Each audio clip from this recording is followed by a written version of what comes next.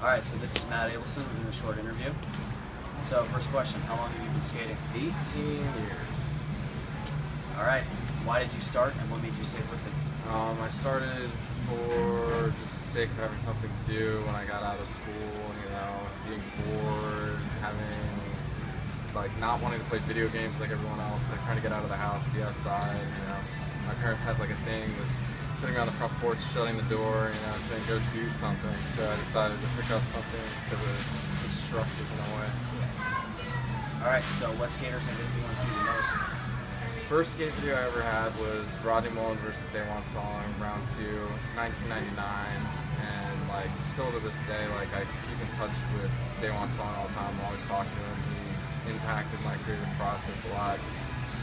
A lot of East Coast 90s skaters like Chris Cole. Chris Cole's a big one still to this day. Mainly the early days, when he was on Zero. Those were some of my favorite video parts. The first S videos, like Ronnie Krieger, Eric Costin, all those people on that part. Rodrigo TX, that was one of my favorite skate videos of all time. I'd say that's a good summary. Right. Yeah, very good. What is your perception of skating in the 70s, 80s, and 90s? I don't know anything about the 70s and 80s. To be 100% honest with you, my perception of what skating was in the 90s is it was a rawer form of what's going on now. Skateboarding, obviously, you can tell by where we are, skateboarding's been corporatized quite a bit, since then.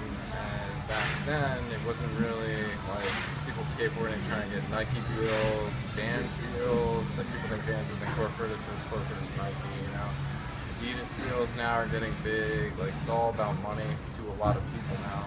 And in the 90s, money was never a thing, ever. It was all about creativity, being the best, being the first to do things, which is something I strive to do. I've succeeded a few times, but not very many, but I try. Alright, so I guess that answered my next question.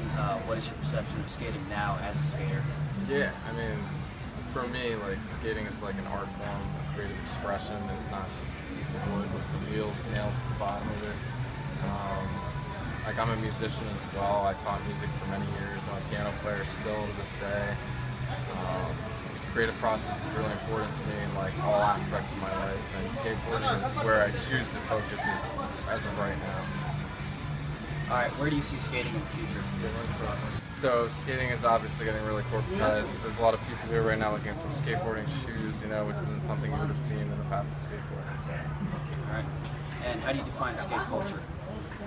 That's a really tricky question. Like I said before, skate culture is really something that's undefined, and there's a lot of companies that try to define it and fail.